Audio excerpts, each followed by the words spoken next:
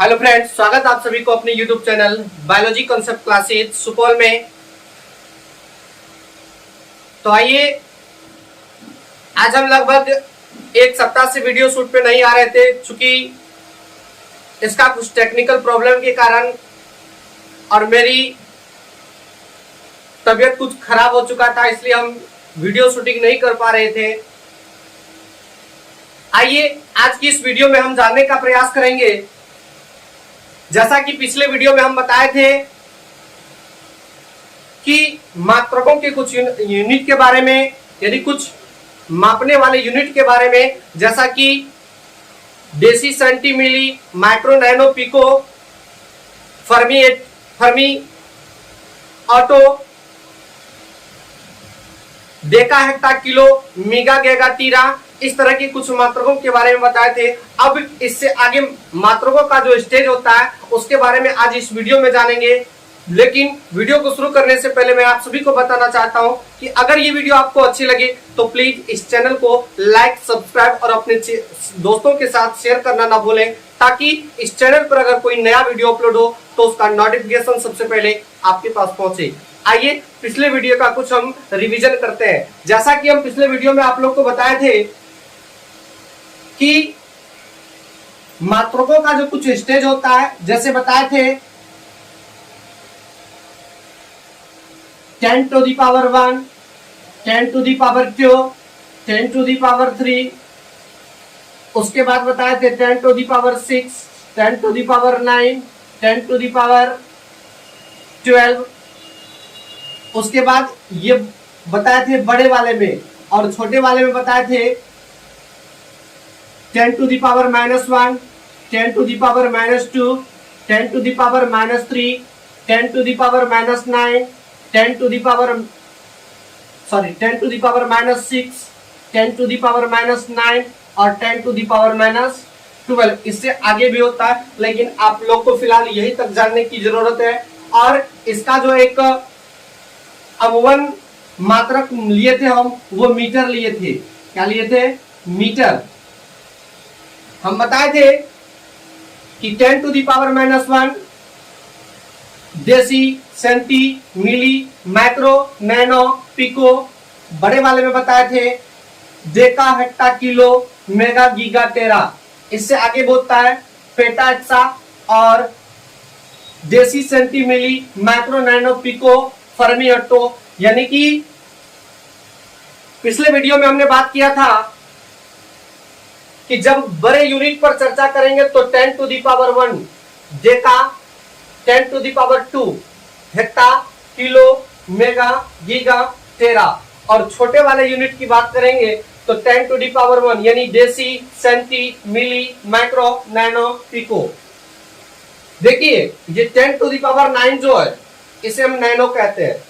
10 to the power 9 कहने का मतलब हुआ कि हम उस चीज को 9 जीरो से भाग देते हैं। कितना जीरो से? 9 जीरो से। जैसे कहने का मतलब हुआ कि 10 to the power -9 कहने का मतलब है कि हम उस चीज को कितना से भाग देते हैं? 1 पर 9 जीरो से भाग देते हैं। कितना जीरो से? 9 जीरो से। जैसे आप एक एग्जांपल लीजिए, जैसे आप एक रोटी को अगर कहा जाए कि आप इसे 2 बराबर भागों में तोड़िए, 2 बराबर भागों में तोड़िए, और अगर कहा जाए 10 बराबर भागों में तोड़िए तो रोटी का एक छोटा टुकड़ा निकल के आता है। लेकिन अगर कहा जाता है इसे 100 बराबर भागों में तोड़िए तो लगभग और उससे छोटा टुकड़ा निकल के आता है। इसे अगर कहा जाए 1000 बराबर भागों में तोड़िए, इससे और आगे और आगे। यानी कि कहने का मतलब हुआ कि इतना छोटा हो जाता है। यानी अगर 10 to the power -9 कहने का मतलब हुआ कि नैनो। और हाल ही में नैनो टेक्नोलॉजी पर रिसर्च किया गया और पता चला कि जब किसी भी चीज को जब हम नैनो पार्टिकल में परिवर्तन करते हैं या चेंज कर देते हैं तो वो चीज अपना प्रकृति को भूल जाती है। यानी कहने का मतलब हुआ कि जब कोई भी चीज को हम 10 to the power यानी कोई भी चीज को अगर 9 बराबर भागों में बांट देते हैं, यानी 9 जीरो बराबर भागों में बांट देते हैं, तो वह चीज अपना स्वभाव को भूल जाती है, यानी वह अपना नेचर को चेंज कर देता है। जैसे आप जो हीमोग्लोबिन को बढ़ाने के लिए आयरन की गोली या कैल्शियम की गोली खाते हैं, तो वह कैल्शियम की गोली जो होता है वह नैनो पार्टिकल में ही रहता है। यानी कहने का मतलब हुआ कि जब किसी भी चीज को हम नैनो पार्टिकल में चेंज कर देते हैं तो वह नैनो पार्टिकल इतना छोटा हो जाता है, इतना छोटा हो जाता है कि वह अपनी प्रकृति, वह अपनी स्वभाव को क्या होता है, भूल जाता है।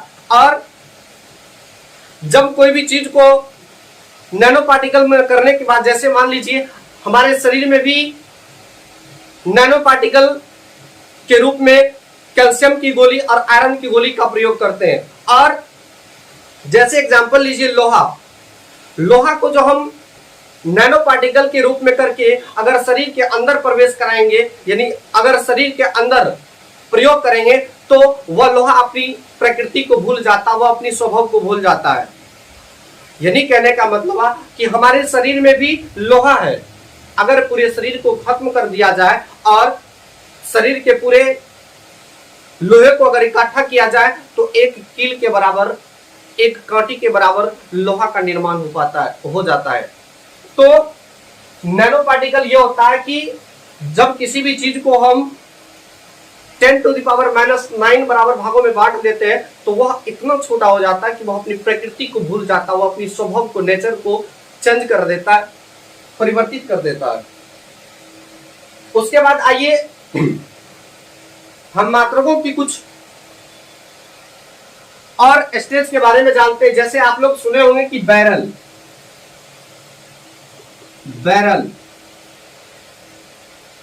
एक बैरल में होता है 159 लीटर, और दूसरा सुनेंगे गैलन। एक गैलन में होता है 3.8 लीटर। यानी कि जो द्रव्य मापा जाता है, जो तेल मापा जाता है, तो वह बैरल में ही मापा जाता है। जैसे आप सुने होंगे कि कोटा वोटा का जो तेल होता है, जो मिट्टी तेल आता है, वह बैरल के हिसाब से ही आता है, वह ड्राम में आता है। यानी कि बैरल को हम देहाती लैंग्वेज में ड्राम कहते हैं। क्या कहते हैं? ड्राम कहते हैं। तो तेल उल जो मापा जाता है ना, वह इस बैरल में ही मापा जाता है। यानी कि एक बैरल में जो होता है वह 159 लीटर होता है। कितना लीटर? 159 लीटर। और उसके बाद एक गैलन में 3.8 लीटर होता है। यानी कहने का मतलब है कि अगर कोई गैलन है, अगर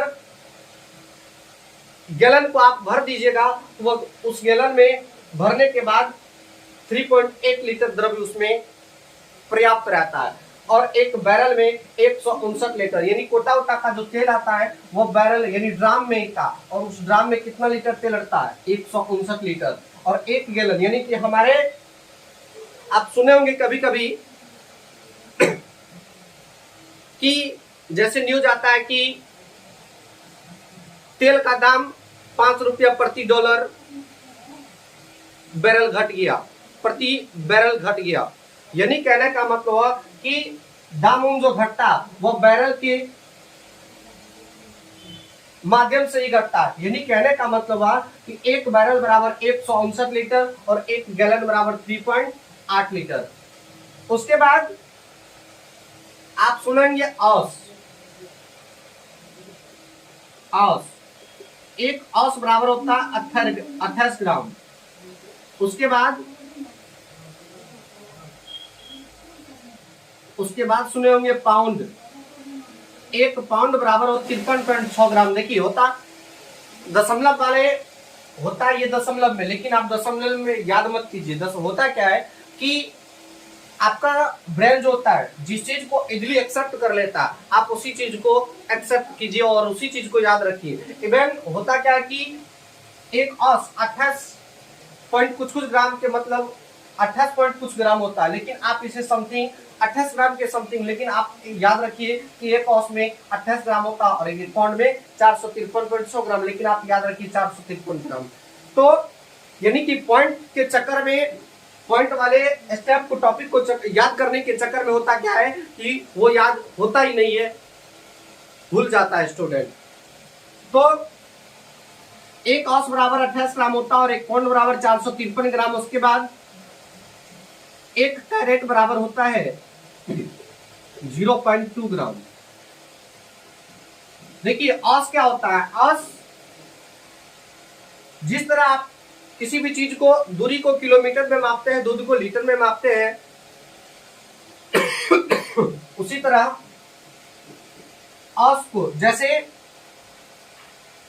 जो मास्क पहनते हैं वो मास्क मान लीजिए एक औस के बराबर होता है, यानी 28 ग्राम के बराबर होता है। यानी औस भी एक मापने का एक यूनिट होता है, पाउंड। जैसे आप देखे होंगे कि कोई दरोगा का जो फिजिकल ट्रेनिंग होता है तो उसमें गोला फेंकवाया जाता है, तो वह गोला अमूमन 6 से 7 पाउंड का होता है, और एक पाउंड में ना लगभग आधा केजी यानी कि 453 ग्राम के बराबर होता है, यानी मान लीजिए लगभग आधा केजी के बराबर होता है। तो दरोगा जो फिजिकल होता है बिहार पुलिस का, उसमें जो गोला फेंकवाया जाता है वह पाउंड के यूनिट के अनुकूल फेंकवाया जाता है। तो एक पाउंड में 453 ग्राम होता है। कैरेट यानी कि हीरा को जो मापा जाता है वह कैरेट में मापा जाता है 0.2 ग्राम। हीरा को जो मापा जाता है, हीरे का जो प्रयोग होता है वह कैरेट में किया जाता है, और एक कैरेट बराबर होता है 0.2 ग्राम। देखिए सोना को मापा जाता है भले ग्राम में, उसकी शुद्धता को मापते हम कैरेट में। सोना को भी मापा जाता है कैरेट में, लेकिन उसकी शुद्धता को हम मापते हैं किसमें, कैरेट में। अमूमन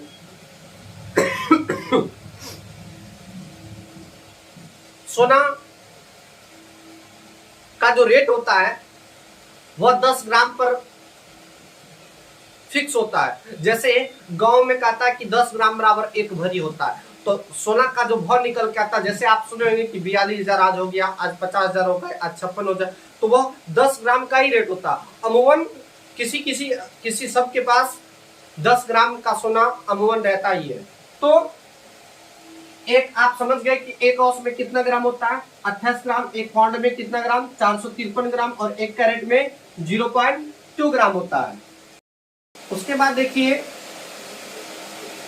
और कुछ यूनिट के बारे में जानते हैं, जैसे गज। एक गज बराबर होता है 3 फीट। कितना फीट, 3 फीट। उसके बाद चैन, एक चैन बराबर होता है 22 गज। कितना गज, 22 गज।